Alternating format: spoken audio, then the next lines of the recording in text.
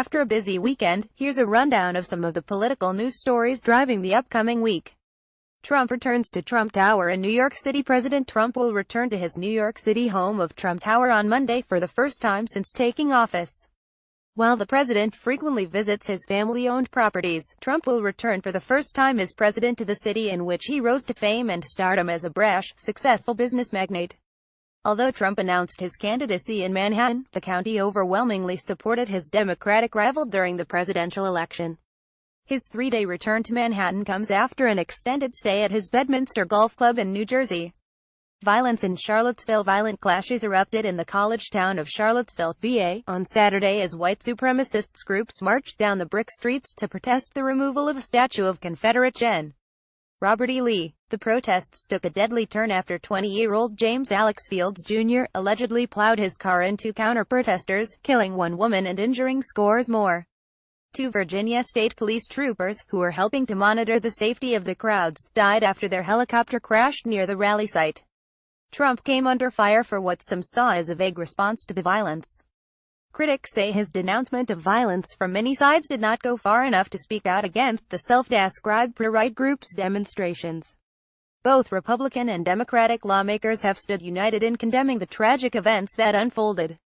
The mayor of Charlottesville says the work is just beginning on recovering China trade probe. Trump is set to sign an executive memorandum on Monday that would allow U.S. trade representatives to decide whether they will probe China's intellectual property and trade practices. The memo could be a stepping stone to the president eventually imposing tariffs on China.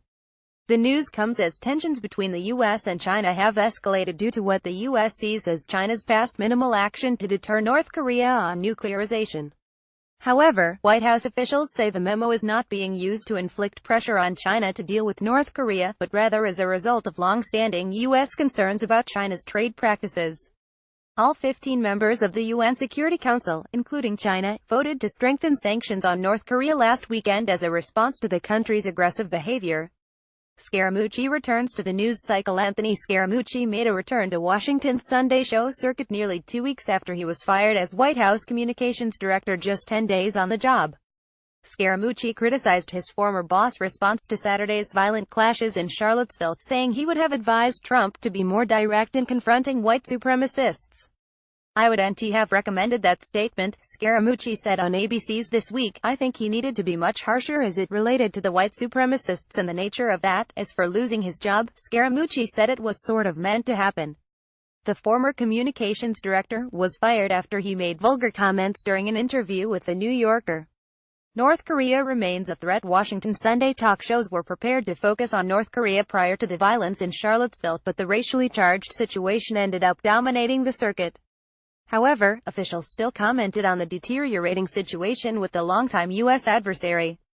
Trump's Homeland Security advisor Tom Bossert called for a denuclearized North Korea on CNN's State of the Union, although former Director of National Intelligence James Clapper said a denuclearized North Korea is a non-starter. "I think our thought process here ought to be on accepting it and trying to cap it or control it. But I think a denuclearized North Korea, I would love to see it, but I don't think it's in the cards," he said. Trump spoke with French President Emmanuel Macron on Saturday about tensions with North Korea. President Trump and President Macron pledged to work together with allies and partners to enforce United Nations sanctions and achieve denuclearization of the Korean peninsula, the transcript of the call said.